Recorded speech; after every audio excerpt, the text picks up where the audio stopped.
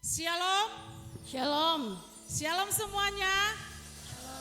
Apa kabar?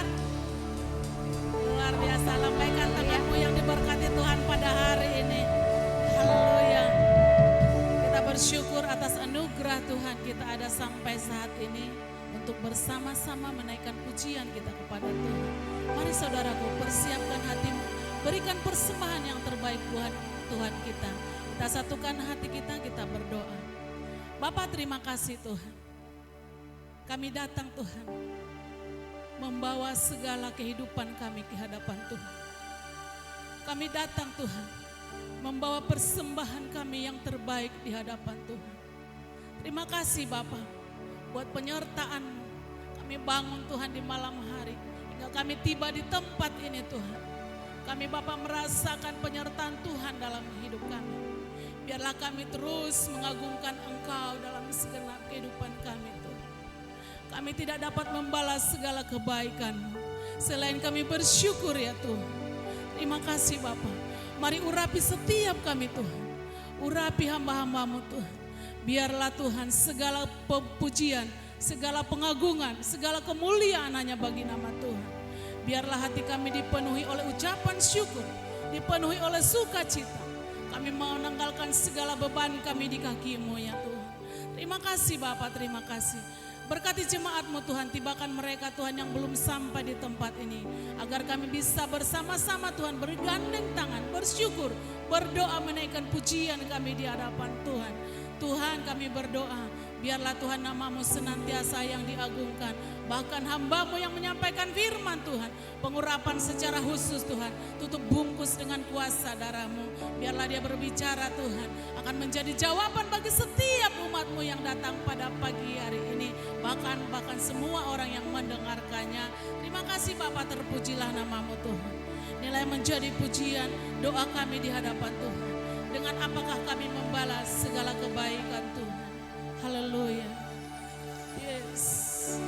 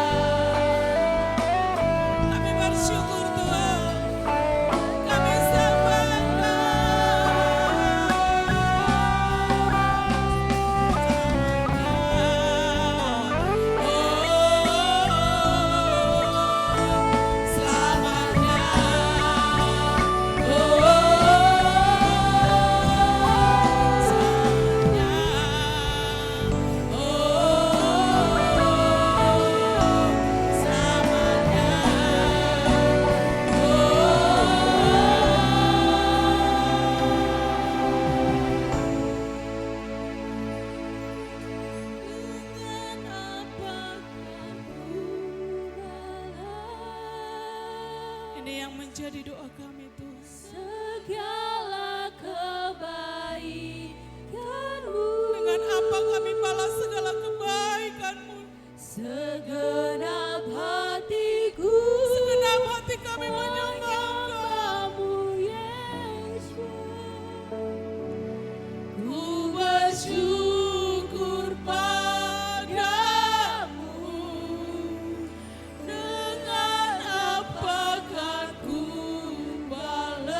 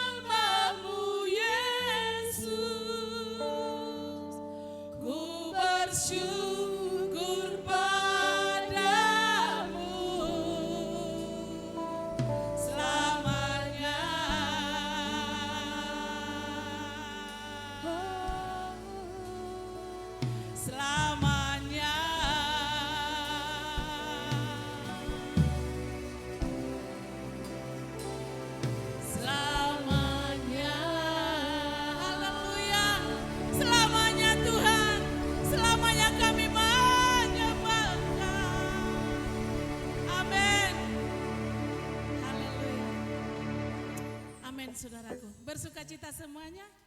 Haleluya.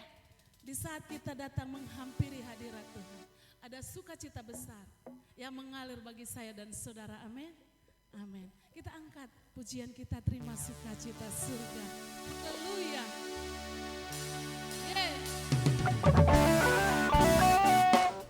Yang bersukacita wajahnya harus bersukacita, saudara. Yeay.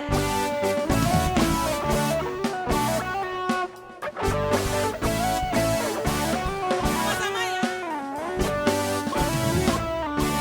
Sukacita surga, itulah kekuatan bagi jiwa. Dapat rasakan kasih-Nya di tengah badai.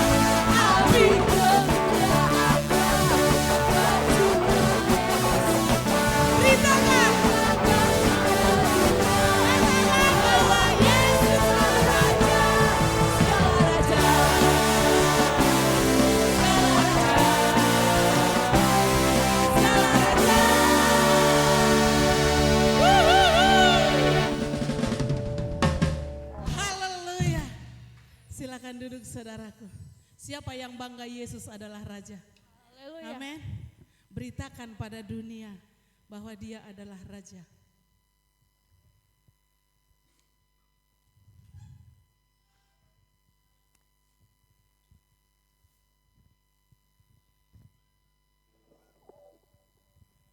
Shalom jemaat yang dikasih Tuhan. Berikut pengumuman untuk sepekan ke depan. Doa syafaat hari Kamis akan dilaksanakan pada tanggal 22 Mei pukul 7.30 malam bertempat di gereja. Doa pagi via Zoom tanggal 24 Mei akan dilaksanakan pada pukul 5 pagi. Mari seluruh jemaat Tuhan untuk ikut bergabung bersama-sama menaikkan doa syafaat kita. Ibadah IFJF Movement tanggal 24 Mei pukul 5 sore bertempat di gereja. Mengundang seluruh IFJF Movement untuk ikut bergabung bersama dalam ibadah ini. Tidak lupa, ibadah TMNC akan dilaksanakan pada tanggal 24 Mei juga pada pukul 5 sore bertempat di gereja. Mari seluruh teen, youth, and college bergabung bersama dalam ibadah ini. Kerb yang Pro pada tanggal 24 Mei pukul 7.30 sore bertempat di gereja. Sekian.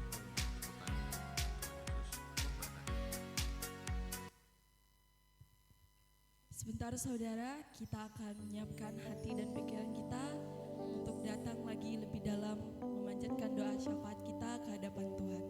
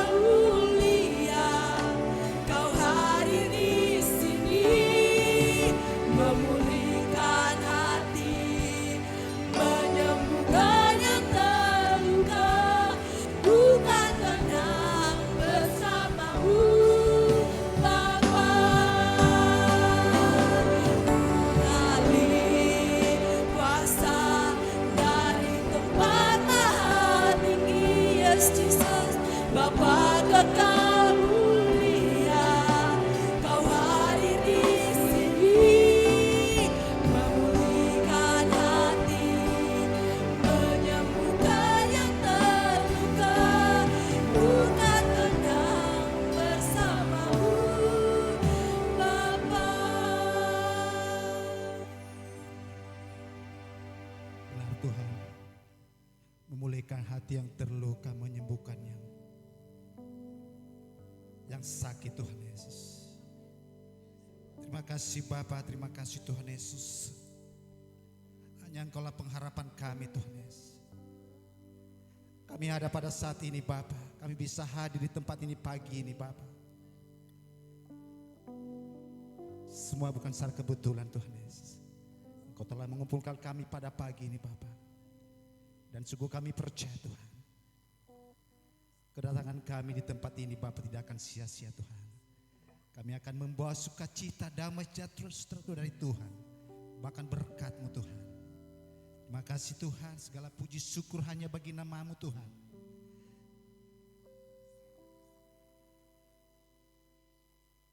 Mari kita bersatu, saya undang semua kita bangkit berdiri. Haleluya Tuhan Yesus, haleluya Bapa. Puji Tuhan, terima kasih Tuhan, terima kasih Bapa. Kami percaya Tuhan, kuasa kasih-Mu mengalir pada saat ini Bapa. Haleluya, haleluya Tuhan, terima kasih Bapa. Saat ini kami bersatu hati berdoa Tuhan Yesus. Buat saudara kami Bapa yang sedang pemulihan pada saat ini Tuhan Yesus. Tuhan Engkau jamah Bapa saudara kami Pak Margiot pada saat ini Bapa, yang sudah dalam pemulihan kesehatan Tuhan. Kak Iren Tuhan Yesus. Tuhan Pak Charles Simatupang. Semua Tuhan yang dalam keadaan sakit pada saat ini. Pak Arianto, Biliskia Tuhan. Kami serahkan semua mereka data pengasih-Mu Tuhan, kami percaya. Di dalam Engkau ada kesembuhan Tuhan Yesus. Mujizat masih ada sampai hari ini Tuhan. Bagi setiap mereka yang memerlukan Bapa, kuasa kasih-Mu Tuhan. Bahkan Tuhan, Mama dari buruh Tuhan yang juga dalam keadaan sakit pada saat ini Bapa. Pemulihan akan terjadi juga Tuhan Yesus. Terima kasih Bapa, terima kasih Tuhan Yesus. Pak Handoko, saudara dari Pak Handiono juga Tuhan. Kau akan pulihkan juga Tuhan kesehatannya Bapak pada saat ini Bapak.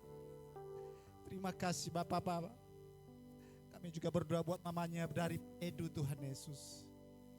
Sungguh kami percaya Tuhan, kesembuhan akan terjadi bagi setiap saudara kami yang telah kami sebut namanya pagi ini Bapak. Bahkan mungkin Tuhan masih ada yang belum kami sebut Tuhan. Sungguh kami percaya kuasa-Mu akan bekerja Tuhan Yesus. Di dalam nama Tuhan Yesus, kesembuhan akan terjadi Tuhan. Kami akan melihat kesaksian demi kesaksian Bapa. Betapa mujizat pun masih ada sampai hari ini Tuhan Yesus. Terima kasih Bapa, terima kasih Tuhan Yesus. Kami bersyukur memiliki Allah seperti Engkau Tuhan. Engkau tidak akan pernah meninggalkan kami Tuhan Yesus. Engkau tidak akan pernah mempermalukan kami Tuhan Yesus. Terima kasih Bapa. Terima kasih Tuhan, kami juga berdoa secara khusus Bapa. Buat Kenji, anak dari Pak Herman, Bu Ruth Bapak yang akan dioperasi pada bulan ini Tuhan Yesus. Biarlah Engkau campur tangan juga Tuhan Yesus. Engkau memberkati Tuhan Yesus. Biarlah Tuhan Engkau pakai tim medis, bahkan setiap obat-obatan yang akan Bapak bekerja dengan baik Tuhan. Engkau jamah Tuhan, Engkau berkati. Sehingga Bapak si Kenji dengan operasinya terlaksana dengan baik di dalam nama Tuhan Yesus. Terima kasih Bapak, berkati kedua orang tuanya juga Tuhan. Pak Soherma Buru Tuhan. Bila terus berpengharapan Bapak kepada-Mu Tuhan. Glory bagi nama-Mu Tuhan. Terima kasih, kami juga berdoa Bapak buat Ibu Desman yang dalam saat ini sedang mengandung juga Tuhan.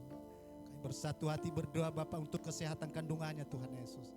Engkau berkati Bapak, bahkan setiap saudara-saudara kami Tuhan yang dalam pergumulan pada pagi ini Bapak. Kami berdoa buat setiap kami bahkan dalam keadaan sakit, apapun pergumulan Tuhan, baik itu ekonomi Tuhan, pekerjaan Tuhan, yang merindukan pekerjaan, yang merindukan pasangan hidup, bahkan yang merindukan keturunan Tuhan, di dalam nama Tuhan Yesus. Kami percaya Tuhan, Engkau tidak akan pernah menyanyiakan seruan kami Tuhan Yesus. Semua akan indah pada waktunya Tuhan. Terima kasih Bapak, terima kasih Tuhan Yesus. Haleluya Bapak, haleluya Tuhan. Kalau sebentar pagi ini juga kami akan mendengar firman-Mu Tuhan. Berkati hamba-Mu yang akan menyampaikan firman-Mu Tuhan. Materaikan firman bagi setiap kami Tuhan. Agar kami menjadi pelaku-pelaku firman-Mu Tuhan Yesus. Urapan khusus akan terjadi pagi ini Bapa. Bagi setiap kami yang mendengar, bahkan bagi hamba-Mu yang akan menyampaikan firman-Mu. Berkati bangsa kami Indonesia. Berkati pemimpin bangsa kami Tuhan. Bahkan kota kami Pulau Batam Tuhan Yesus. Kami percaya Bapa ada dalam lindungan-Mu bangsa ini Tuhan Yesus. Berikan mereka roh takwa akan Engkau Bapa. Bagi setiap aparat keamanan yang berjaga-jaga buat bangsa ini Tuhan. Terima kasih Bapak. Bahkan kota kami Pulau Batam, kota yang kami cintai Tuhan. Kau juga berkati kota ini Tuhan Yesus. Berkati setiap Bapak kegiatan kota ini Tuhan. Bahkan Tuhan setiap perusahaan, investor asing. Bahkan Tuhan setiap pemimpin di kota ini Bapak. Bahkan gereja-gereja-Mu di kota ini Bapak. Kami sangat percaya Bapak ada dalam rancangan-Mu Tuhan Yesus. Terpuji nama-Mu, terima kasih Bapak. Terima kasih Tuhan Yesus. Dan sebentar akhir dari kebaktian kami pada pagi ini Bapak, kami juga harus memberi Bapak sebagian apa yang kami terima dari Engkau Tuhan. Berkati setiap tangan-tangan yang akan memberi Tuhan Yesus. Bahkan belum sempat Tuhan memberi juga Tuhan. Terima kasih Bapak. Ini menjadi doa dan seruan kami pada pagi yang indah ini Bapak. Hanya di dalam nama Tuhan Yesus Kristus. Kami ucap syukur berdoa, haleluya. Sama-sama kita katakan, amin. Tetap di hadiran Tuhan saudara, kita akan mengulangi lagu ini sekali lagi. Mengalir kuasa dari tempat maha tinggi, Bapa kekal mulia, Kau hadir di sini, memulihkan hati,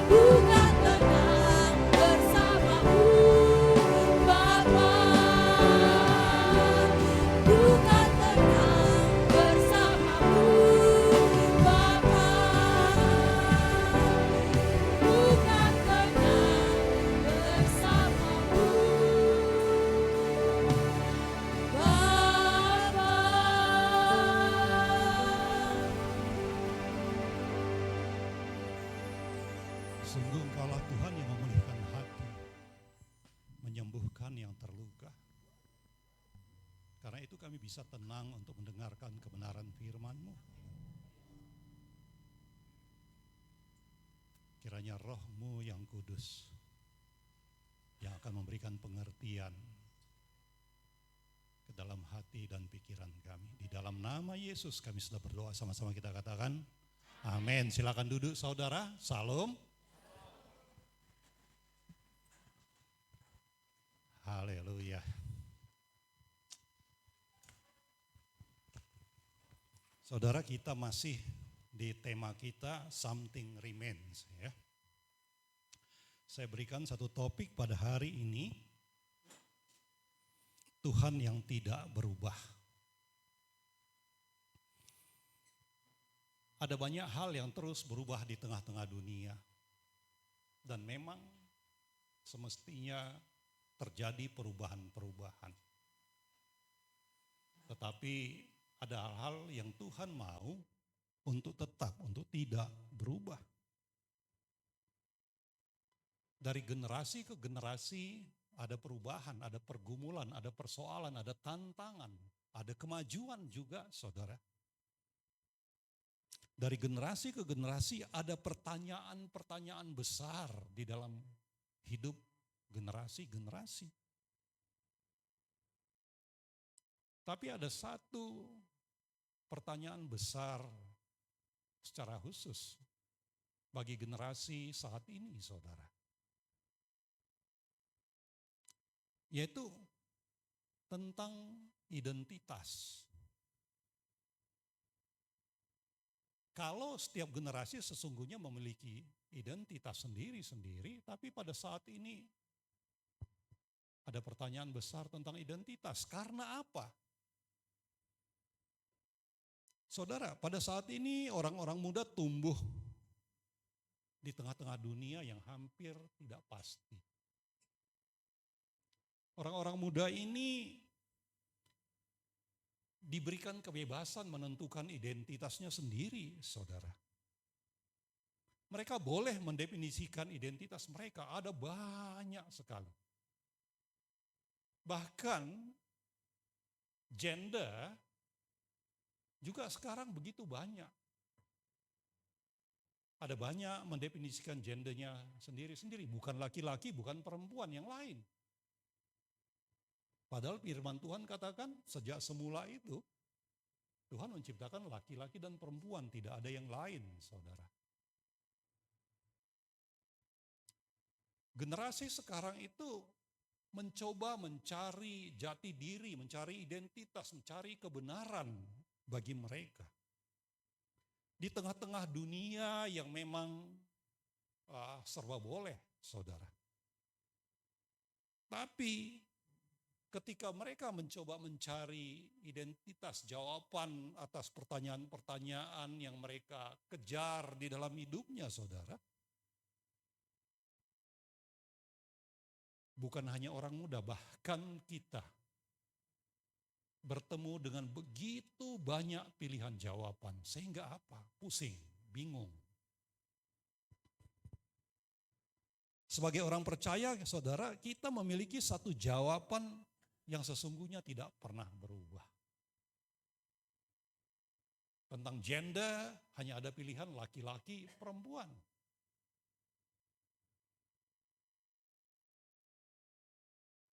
Saudara, Alkitab memberitahu kita bahwa setiap manusia itu diciptakan menurut gambar Allah.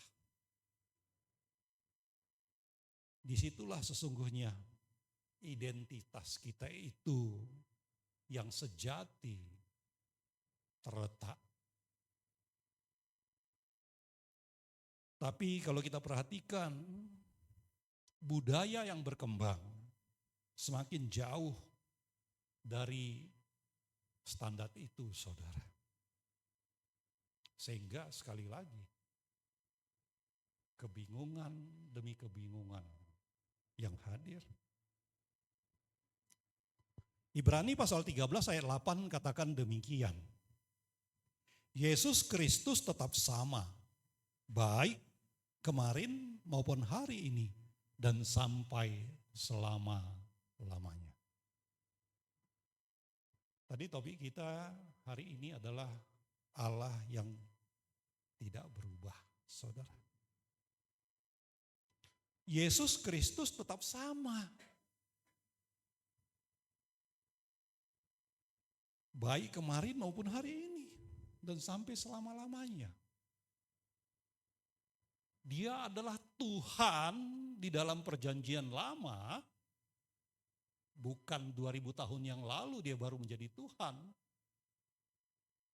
Tapi dia adalah Tuhan yang hadir dalam rupa manusia di tengah-tengah dunia. Yesus Kristus itu tidak berubah, dia tetap sama kemarin, hari ini, kapanpun, saudara. Pemazmur sebelumnya katakan sebelum gunung-gunung dilahirkan, bumi dan dunia diperanakan, bahkan dari selama-lamanya sampai selama-lamanya, Yesus Kristus itu Allah. Dia gak berubah. Saudara, di tengah-tengah perubahan yang terus terjadi, firman Tuhan mengajak kita untuk melihat benar. Perlu ada sesuatu yang tidak berubah, yang bisa menjadi pegangan, yang bisa menjadi dasar bagi kita untuk hidup, untuk tidak menjadi bingung, saudara.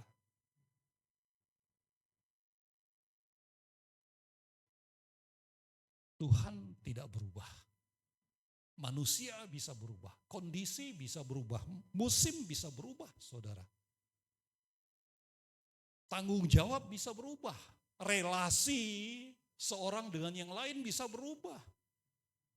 Arah hidup bisa berubah, saudara. Tapi sekali lagi, kita harus punya pegangan yang tidak pernah berubah. Allah itu sendiri, saudara. Tapi sekali lagi, di tengah perubahan yang memang perlu, di tengah transisi yang terjadi di dalam kehidupan kita, saudara, kita perlu hati-hati. Kita jangan sembarangan. Kalau kita sudah mendengar dalam khotbah-khotbah minggu-minggu sebelumnya, saudara, bagaimana di 1 Samuel pasal 6, ada hal yang seharusnya enggak berubah, kemudian dirubah, sehingga terjadi kekacauan, terjadi kematian, saudara. Kenapa? Karena orang melupakan sesuatu yang harusnya tidak berubah. Pertama kita mau lihat, lupa berlaku hormat, saudara. Kita bisa lupa menghormati orang tua. Kita bisa lupa hormat kepada Tuhan, saudara. Kita sudah dengar orang Lewi di Bet-Semes, saudara. Ketika mereka melihat tabut Tuhan itu dikembalikan datang, mereka sedang ada di ladang, saudara, tapi kemudian mereka melihat tabut Tuhan itu, mereka gembira. Tapi sayangnya tindakan mereka itu sembrono. Akibatnya fatal, saudara. Coba kita lihat di slide berikutnya. Saudara, ketika orang tidak berhati-hati, ketika orang melakukan sesuatu yang sembrono, ketika orang lalai, ada akibat yang terjadi, bahkan fatal. Ada gambar di sana, saudara, gambar tabut Tuhan. Tabut Tuhan itu di bagian atasnya itu tertutup, sehingga apa yang di dalam sesungguhnya tidak terlihat, saudara. Di 1 Samuel pasal 6 ayat 19 dikatakan begini, dan ia membunuh beberapa orang Semes karena mereka melihat ke dalam tabut Tuhan. Yang membunuh 70 orang dari rakyat itu. Rakyat itu berkabung karena Tuhan telah menghajar mereka dengan dahsyatnya. Ada sesuatu yang sesungguhnya bukan menjadi urusan mereka yang mengangkat tabut Tuhan itu, tapi mereka urusi, saudara. Mereka melihat ke dalam tabut Tuhan. Siapa yang melihat ini? Orang Lewi, saudara. Orang Lewi yang mana? Nanti kita lihat, saudara.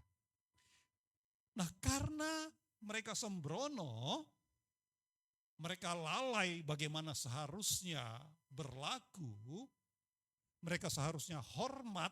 Kalau kita sadari Tuhan hadir, kita hormat, saudara, ini gak akan terjadi.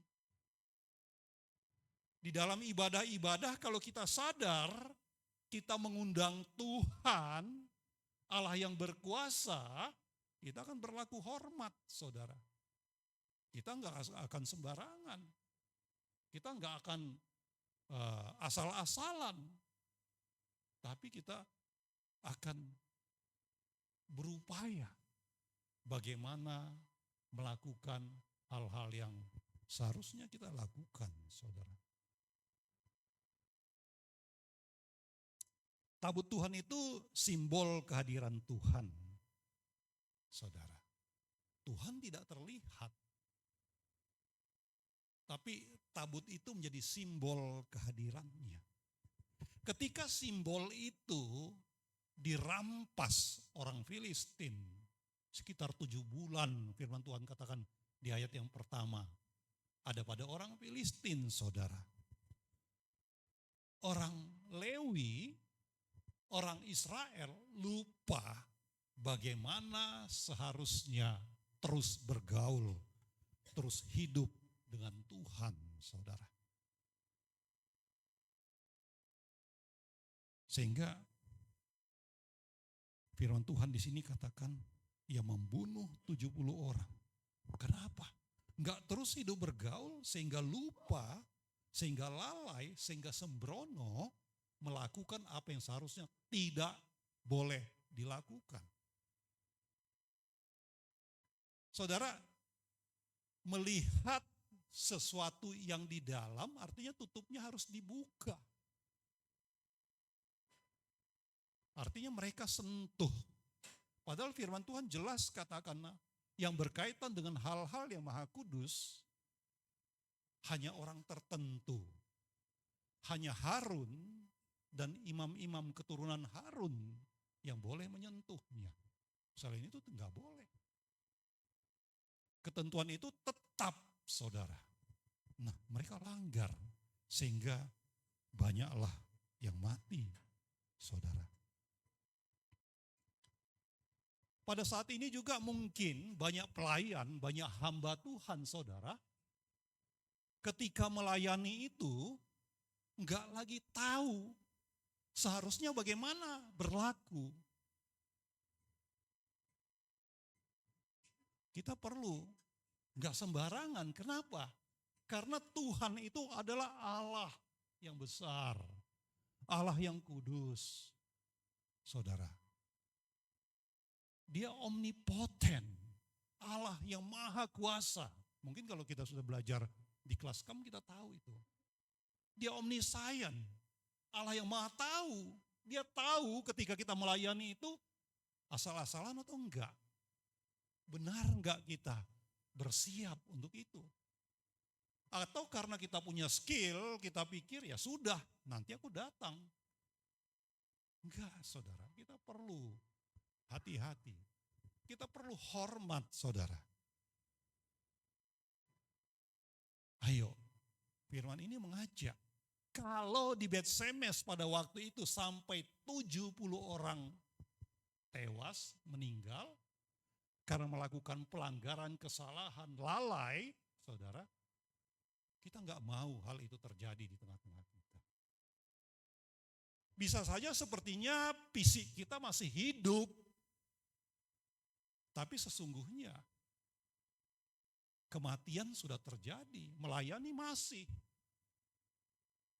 Tapi Tuhan tidak melihat apapun lagi yang baik di dalam pelayanan. Kenapa? Karena kita nggak mau menghormatinya.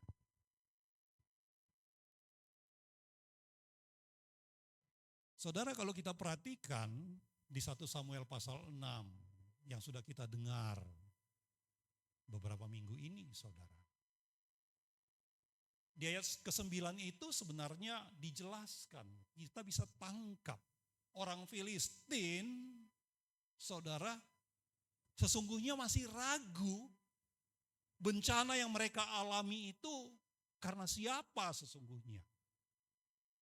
Tapi begitu pun dalam keraguannya mereka ketika mereka mau mengirim pulang tabut Tuhan, mereka tidak berani asal-asalan.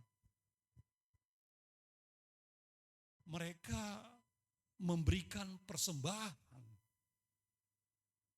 emas. Banyak, saudara. Orang yang tidak percaya kepada Tuhan yang disembah oleh orang Israel itu dalam keraguannya masih tidak berani sembarangan, saudara. Tetapi orang di Bet-Semes, orang Lewi yang baru 7 bulan tabut itu tidak bersama-sama dengan mereka, sudah lalai, sudah sembrono, sudah tidak menghormati Tuhan, saudara. Sehingga terjadilah kematian. Saudara, orang Israel, orang Lewi secara khusus di Bet-Semes, saudara, mereka ini sesungguhnya memiliki warisan rohani khusus yang Tuhan berikan. Tapi pemahaman mereka langsung hilang ketika 7 bulan saja tabut Tuhan tidak bersama-sama dengan mereka. Takut Tuhan itu menjadi hilang. Padahal firman Tuhan sangat jelas. Takut Tuhan itu harus terus ada di dalam hidup kita. Bentuknya apa? Kita menghormatinya. Kita melakukan, bertindak sebagaimana seharusnya kita lakukan, saudara. Saya teringat di Ulangan 10 ayat 8, di sana dicatat ketika Tuhan memilih orang Lewi untuk mengangkat tabut perjanjian Tuhan itu, saudara. Mereka itu perlu melakukan dengan benar. Untuk itu mereka sudah diberkati, saudara. Tapi sayangnya dalam perjalanan, yang sesungguhnya ketika ditugaskan sesuatu, ada role tertentu yang dipercayakan, ada peran tertentu yang dipercayakan, saudara. Mereka seharusnya bertanggung jawab. Itu menuntut pemahaman yang benar, hati yang takut akan Allah, tapi mereka lupa. Di slide selanjutnya di sana saya tuliskan, ketika kita hanya menghargai simbol kehadiran Tuhan, tetapi melupakan kekudusannya, kita sedang memuliakan bentuk dan bukan pribadinya. Bentuk yang saya maksudkan di sini, saudara, ini bisa berupa benda, ini bisa berupa aktivitas, ini bisa berupa tanda. Kalau kita melayani, sebutkan apa pelayanan Anda, saudara. Tapi kalau kita, saudara, hanya menghargai pelayanan itu ya sekedarnya, kita lupa dalam pelayanan itu ada Tuhan yang kudus. Sehingga kita tidak di dalam kekudusan. Saudara, kenapa di Bet-Semes sampai mati 70 orang? Kekudusan itu menghanguskan, saudara. Menghanguskan siapa? Yang tidak kudus. Ketika sembarangan artinya terjadi ketidakkudusan.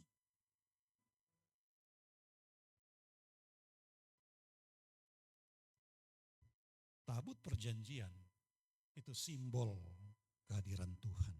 Keluaran 25 ayat 22, saudara. Di dalam Bilangan 4 ayat 15, setelah Harun dan anak-anaknya selesai menudungi barang-barang kudus dan segala perkakas tempat kudus pada waktu perkemahan akan berangkat, barulah orang Kehat boleh masuk ke dalam untuk mengangkat barang-barang itu. Tetapi janganlah mereka kena kepada barang-barang kudus itu, nanti mereka mati. Jadi itulah barang-barang di kemah pertemuan yang harus diangkat, Bani Kehat. Bani Kehat adalah bagian daripada suku Lewi, tapi bukan keturunan Harun, ya keturunan Kehat. Mereka ini yang bertugas, yang perannya mengangkat tabut. Mereka nggak boleh menyentuh itu, buka tutupnya, lihat mau di dalam isinya apa, nggak boleh saudara. Nah tapi mereka melanggar itu sehingga Tuhan oleh kekudusannya yang tidak kudus itu menjadi hancur, saudara. Ketika kita melakukan di luar yang ditetapkan, ketika kita melakukan pelanggaran, saudara, Tuhan anggap itu kejahatan. Jadi kita perlu paham role kita apa, peran kita apa, tugas kita apa. Ayo kita melakukannya dengan benar. Tuhan yang kudus harus dihampiri di dalam kekudusan. Kalau enggak, ini hanya sekedar pertemuan, saudara. Enggak ada bedanya kita pergi ngobrol-ngobrol di mana. Kalau kita enggak paham siapa yang mau kita temui. Transisi dari masa kekalahan kita perhatikan di 1 Samuel pasal 4. Menuju kepada pemulihan yang sesungguhnya Tuhan ingin terjadi di 1 Samuel pasal 6. Akan menjadi sia-sia ketika kita tidak menghormati kehadiran Tuhan sebagaimana mestinya. Orang Israel di Betlehem tidak melakukan itu, saudara. Mereka enggak hati-hati, mereka sembrono, mereka tidak hormat kepada Tuhan. Sehingga apa? Tuhan sesungguhnya mau memberikan kemenangan, tapi itu enggak terjadi, saudara. Apa relevansinya dengan kondisi kita saat ini? Enggak sedikit, saudara. Seperti saya katakan tadi, kita masih melayani. Tapi kita sudah kehilangan penghormatan kita kepada kekudusan Tuhan. Kita melayani dengan kehebatan kita. Kita melayani mengikuti apa yang kita tahu, mungkin keren. Tapi ternyata dalam pandangan Tuhan kita sembrono. Kita enggak taat, saudara. Kita enggak takut Tuhan. Anehnya banyak orang gak takut Tuhan. Dia hanya takut atasannya, saudara. Padahal sama-sama manusia. Tuhan yang menciptakannya gak ditakutinya. Gak dihormatinya.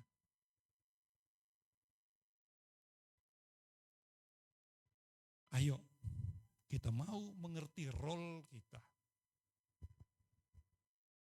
Tuhan tetapkan Bani Kehat untuk mengangkat keturunan Harun yang mempersiapkan semua.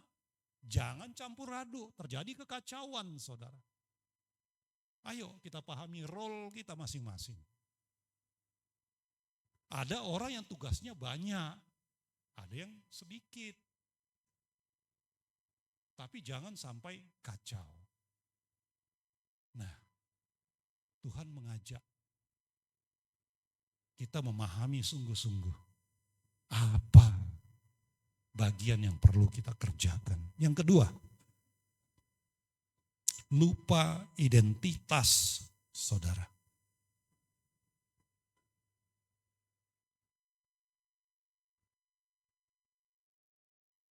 Orang Israel itu lupa identitasnya. Dia sebagai apa? Saya sebagai tukang angkat tabut Tuhan. Saya keturunan Lewi, tapi dalam tugas saya untuk ini di sini.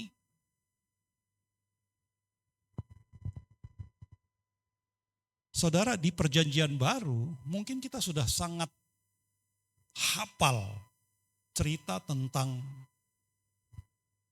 anak yang terhilang, anak hilang, saudara. Prodigal son.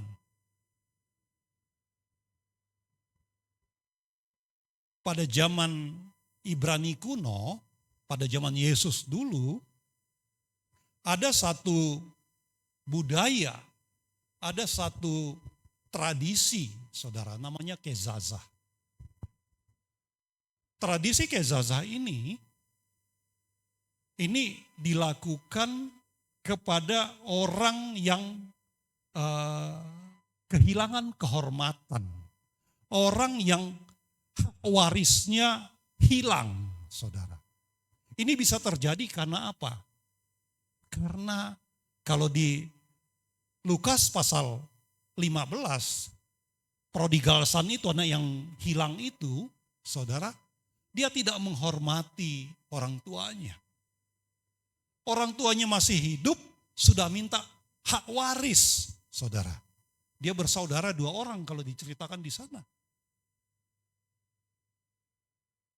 Nah, mungkin ya dia nggak sabaran. Dia tahu, dia diceritakan kan anak bungsu. Orang Ibrani kuno itu yang mendapat warisan terbesar itu anak sulung. Anak sulung itu dapat 2 kali daripada anak-anak yang lain.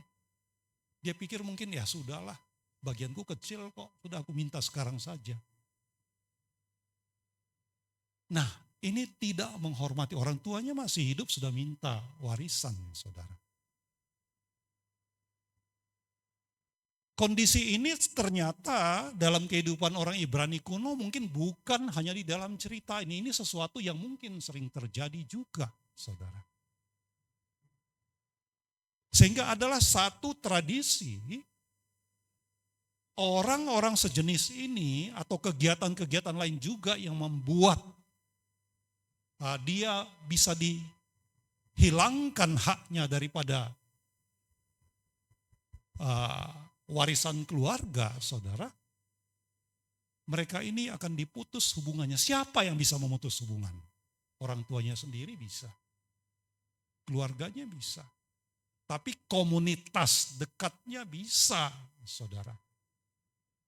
Mereka memutusnya itu dengan cara mereka ambil bejana tanah liat di depan orang-orang, ada saksi, bejana tanah liat itu dipecahkan di depannya. Seperti gambaran itu, saudara. Pecah. Sehingga ada pecahan yang kecil-kecil, dipecahkan, dijatuhkan pecah. Sehingga bejana tanah liat itu akan terpecah-pecah, kecil-kecil, saudara. Mereka akan ambil itu, seperti inilah hubungan kita sudah terpecah. Tidak mungkin dipulihkan kembali. Engkau bukan bagian daripada komunitas kami lagi. Saudara, Tuhan Yesus berikan perumpamaan tentang anak yang terhilang dengan latar belakang ini, saudara.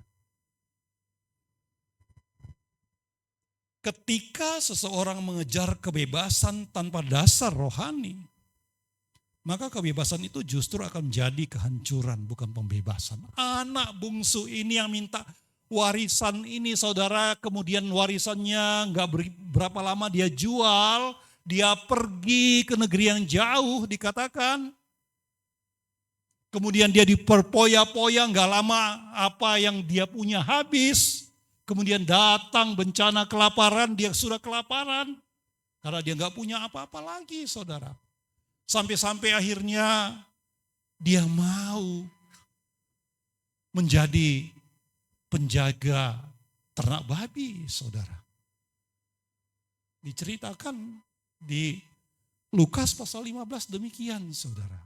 Dia siapa? Anak bungsu ini siapa? Dia adalah orang Israel. Kenapa dia mau menjaga ternak babi? Bukankah bagi orang Israel ini haram? Orang Israel nggak makan babi, saudara. bersentuhan aja itu dianggap najis. Ini menjadi penjaga ternak babi. Bahkan dia mau makan makanan itu saja nggak boleh.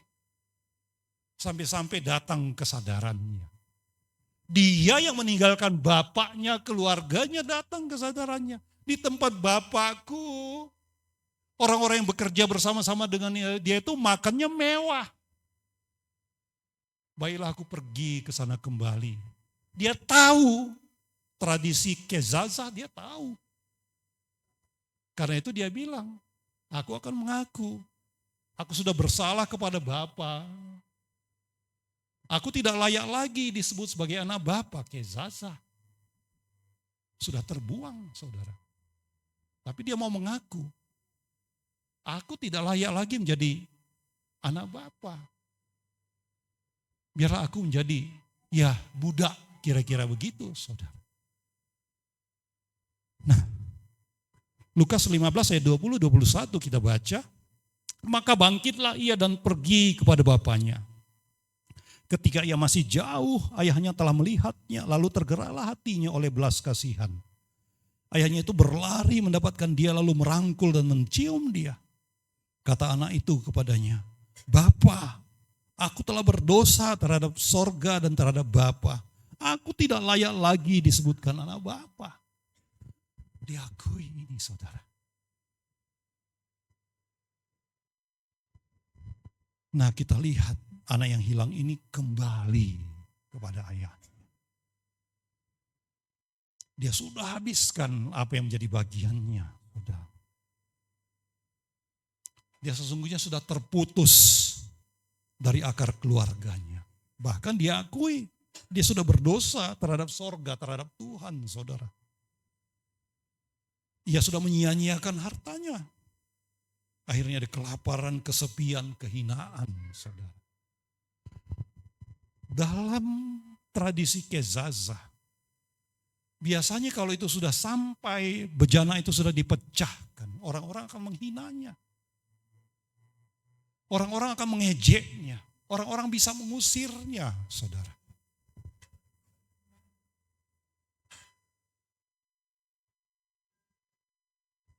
Saudara, anak yang hilang ini gambaran seseorang yang transisi terjadi di dalam hidupnya. Tapi arahnya salah. Dia melakukan hal-hal yang tidak berkenan kepada keluarganya. Dia melakukan hal-hal yang tidak berkenan kepada Tuhan, saudara.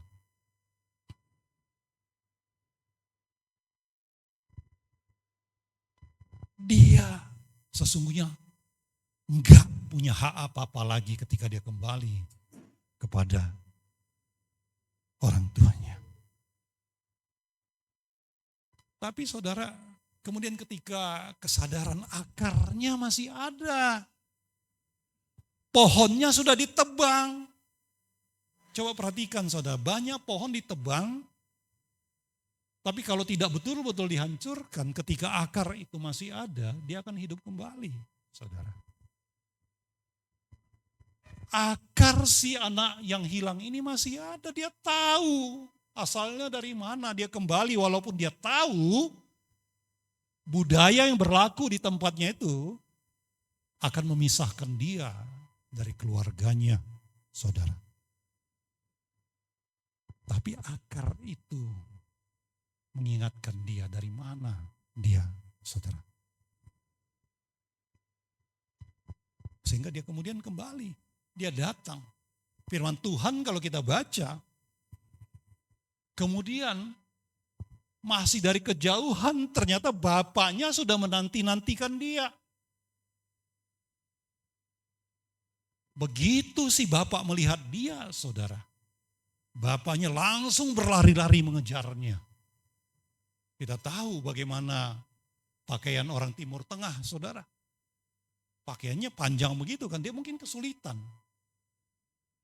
Kemungkinan dia akan angkat supaya dia bisa berlari cepat kepada anaknya. Kenapa firman Tuhan menuliskan dia berlari-lari, saudara? Karena budaya kezazah.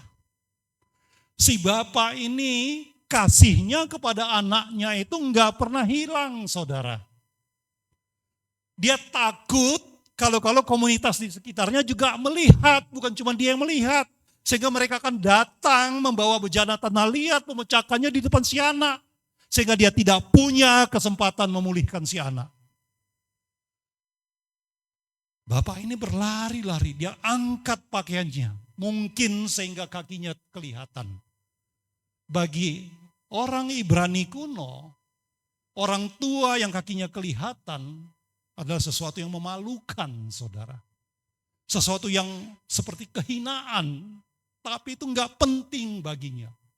Dia mau ketemu dengan anaknya, dia mau anaknya itu tidak mengalami kezazah, sehingga tidak lagi bersama-sama dengan dia. Dia berlari-lari, dia peluk anaknya sebelum orang lain lakukan kezazah, saudara. Bukankah itu yang Tuhan lakukan, saudara? Dia berlari-lari datang ke tengah-tengah dunia dalam rupa manusia. Supaya dunia tidak menarik saudara dan saya. Kadang kita lupa identitas kita. Tapi saya berdoa, biarlah akar itu masih terus tumbuh di dalam kehidupan saudara. Yeremia 2 ayat 13 katakan, sebab 2 kali umatku berbuat jahat. Mereka meninggalkan aku, sumber air yang hidup, untuk menggali kolam bagi mereka sendiri. Yakni kolam yang bocor, yang tidak dapat menahan air. Anak yang hilang itu, saudara, dia mau membangun kolamnya sendiri. Tapi ternyata kolam yang dia bangun itu kolam yang bocor. Supaya dia diterima di negeri yang jauh. Di mana di sana itu ada ternak babi, artinya itu bukan di Israel lagi, saudara. Dia pergi jauh.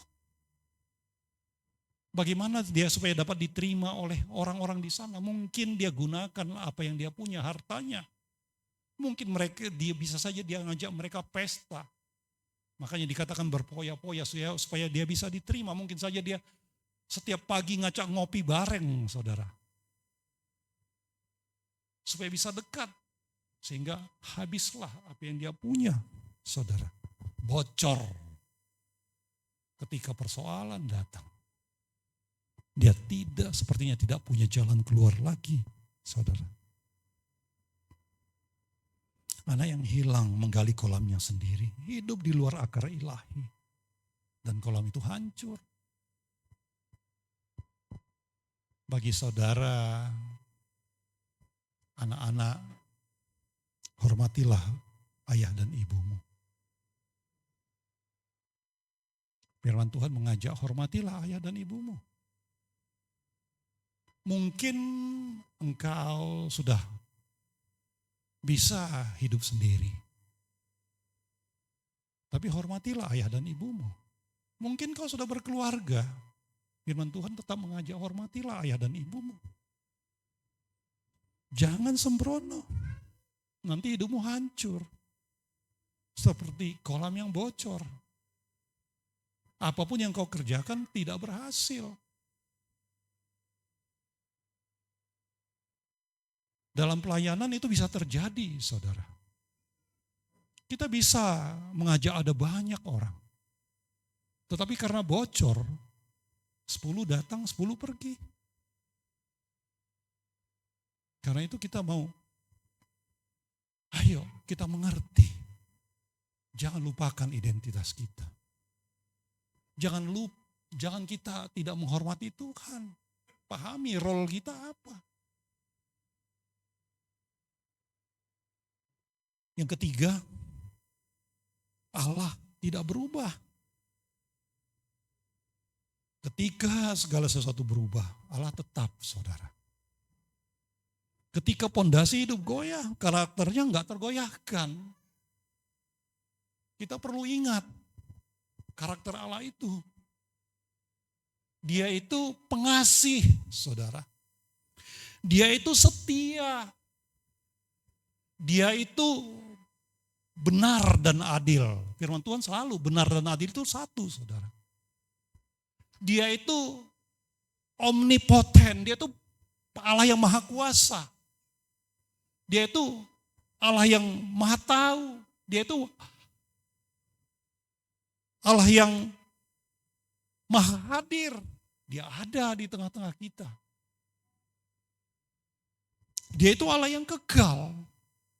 Dia Allah yang tidak berubah selama-lamanya. Maleakhi 3 ayat 6 katakan bahwasanya aku Tuhan tidak berubah dan kamu Bani Yakub tidak akan lenyap. Bani Yakub artinya orang Israel, saudara. Saudara dan saya sebagai orang-orang percaya adalah orang yang dicangkokkan menjadi bagian daripada keluarga Allah. Aku Tuhan tidak berubah. Orang-orang yang percaya tidak akan lenyap. Kejadian 70 tewas di Bet-Semes tidak akan terjadi kepada orang-orang yang percaya, yang terus menghormati Tuhan, yang tidak sembrono, yang tidak lalai, saudara. Allah yang kita sembah bukan Allah yang berubah-ubah, saudara. Dia enggak seperti musim yang berubah. Ayo, saat kita mengalami transisi, mungkin dalam pelayanan, mungkin dalam pekerjaan, mungkin dalam keluarga, mungkin dalam iman kita mungkin. Sebagai umat Allah, kita diajak terus berpegang pada karakter Allah yang konsisten, yang tidak berubah itu, saudara. Satu hal hari ini yang perlu betul-betul kita ingat, dia Allah yang kudus. Yang tidak bisa bersatu dengan sesuatu yang tidak kudus, saudara. Dia adalah Allah yang kudus. Dia setia, dia adil. Dalam kesetiaannya dia adil. Adil artinya yang tidak benar tidak akan dibiarkan, saudara. Mazmur 46 ayat 2 katakan Allah itu bagi kita tempat perlindungan dan kekuatan. Sebagai penolong dalam kesesakan sangat terbukti. Di setiap perubahan yang mungkin terjadi, saudara. Yang berusaha menggoyah, saudara. Allah itu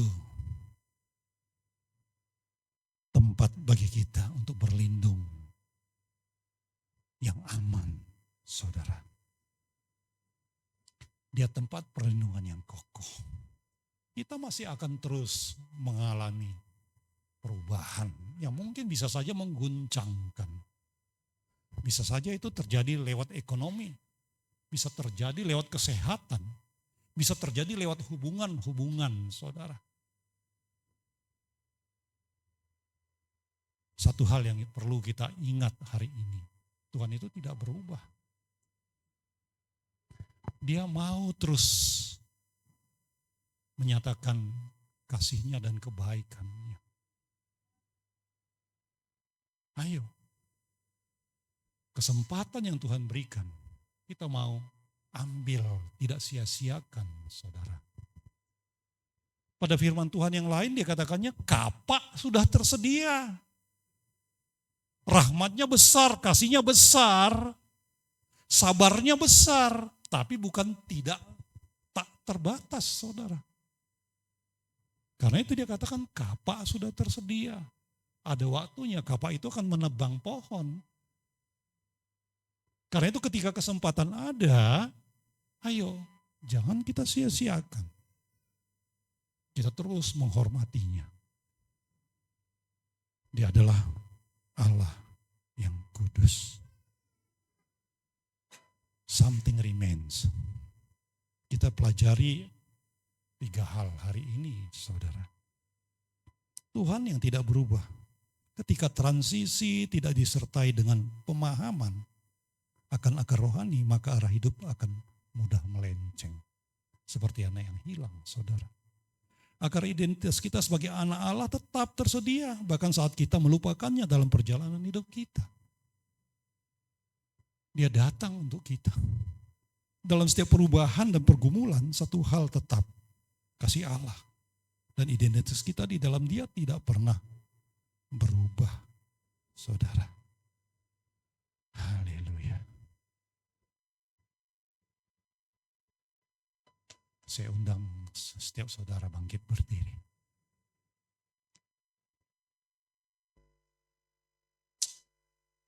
Haleluya. Kita tundukkan kepala.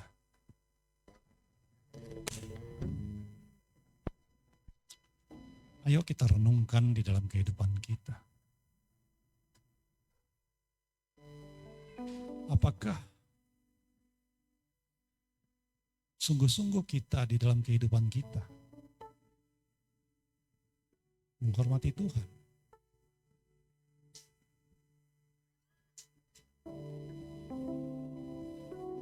Atau kita hanya menghormati Tuhan ketika kita menghampirinya dalam ibadah minggu bersama-sama?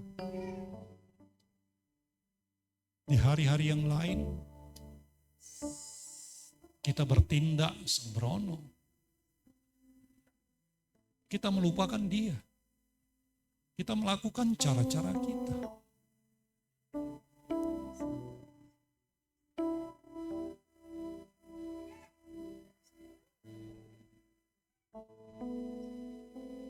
Apakah engkau masih menghormati Tuhan?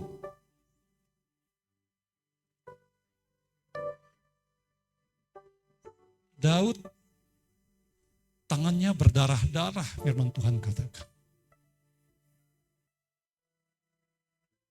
Karena itu ketika dia mau membangun bait Allah, Tuhan katakan tidak.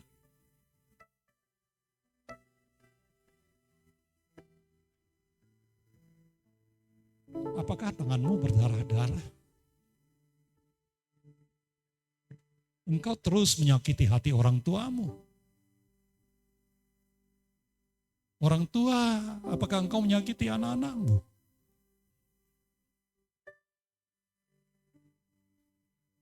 Apakah engkau hanya menjadi tukang rusuh di tengah-tengah pekerjaanmu?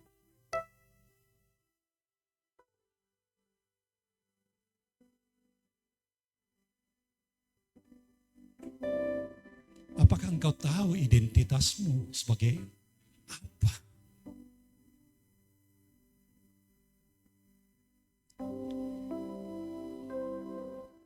Kalau benar engkau adalah orang percaya, sesungguhnya engkau adalah anak Allah. Surga adalah tempatmu. Tapi apakah engkau sungguh-sungguh mengetahui identitasmu atau engkau sudah melupakannya? Sehingga engkau bertindak sembrono, asal-asalan, mengikuti kata hatimu.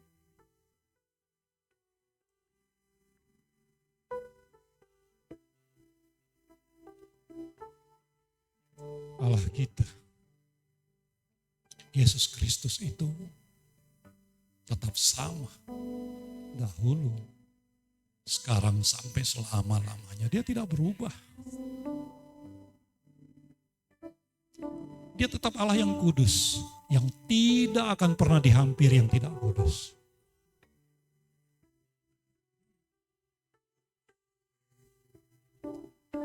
Tapi anugerahnya besar dia sediakan bagi kita. Anugerah mendahului pengampunan.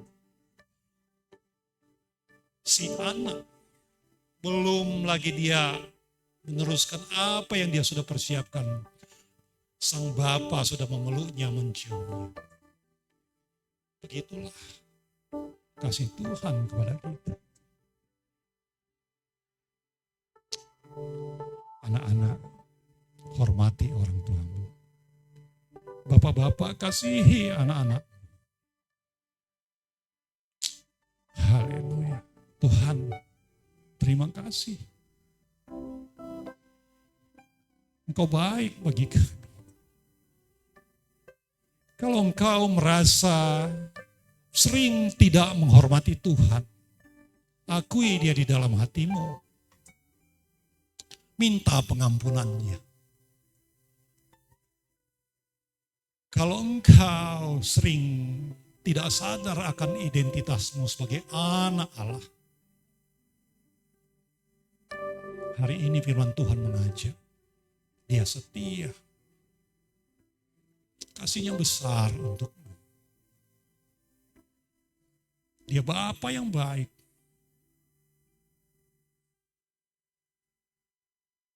Dia tidak pernah berubah. Haleluya. Terima kasih Tuhan. Engkau memberkati semua umat-Mu, setiap kami. Biarlah kasih setiamu yang besar Engkau nyatakan bagi kami. Engkau mengampuni kami Tuhan dari segala pelanggaran kami, kejahatan kami.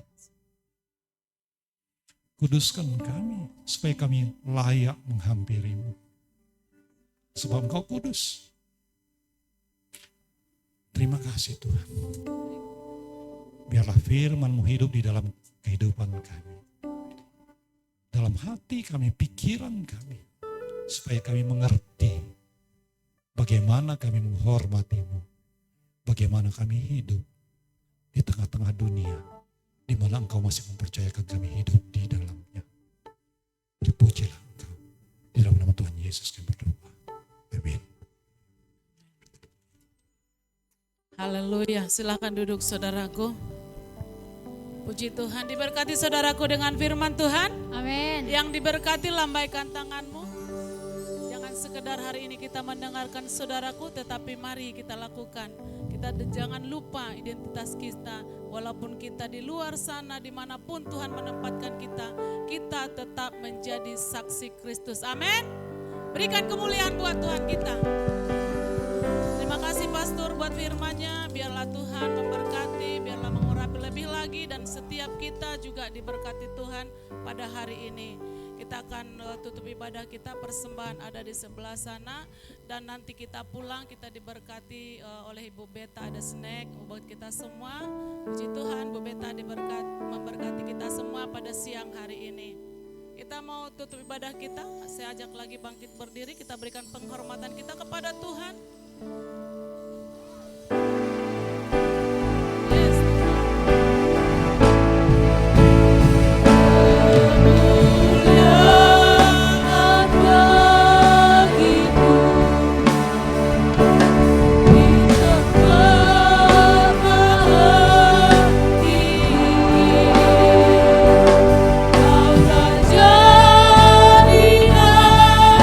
Ku kan jadimu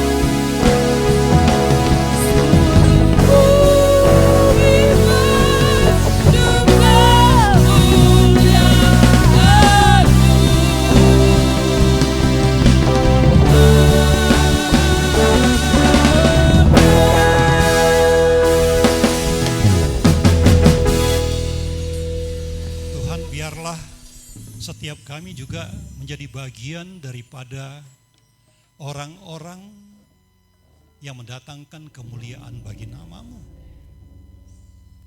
Karena itu, hadirlah terus di dalam setiap kami ya Allah. Hadir menolong, hadir menguatkan, meneguhkan kami. Terima kasih Tuhan, terpujilah Engkau. Kami sungguh bersyukur kalau kami bisa beribadah bersama-sama hari ini. Biarlah ini menjadi ibadah yang menyukakan Engkau, yang berkenan kepadamu. Engkau disenangkan Tuhan. Engkau bertahta di atas puji-pujian kami. Terima kasih Tuhan. Engkau baik bagi setiap kami. Tuhan, kami teringat teman-teman kami yang sedang ada di Secawar. Di dalam kegiatan mereka di sana, sertai mereka, lindungi mereka. Nyatakan kuasa-Mu lewat kehidupan mereka ya Allah. Untuk kembalinya juga mereka Tuhan ada dalam penyertaan dan perlindungan Tuhan. Terima kasih Bapa. Kau baik bagi setiap kami. Haleluya. Saudara, kita sudah menghadiri ibadah kita. Tapi sebelum kita meninggalkan tempat ini, kita mau mengangkat tangan kita kepada Tuhan. Kiranya kasih setia Tuhan itu terus dinyatakan bagi setiap kita. Damai sejahteranya terus menjadi bagian kita. Persekutuan dengan Roh Kudus itu terus hadir. Sehingga kita sungguh-sungguh menghormati Tuhan. Kita sungguh-sungguh memuliakan Tuhan. Apapun yang kita kerjakan, kita melakukannya sehingga Dia dimuliakan.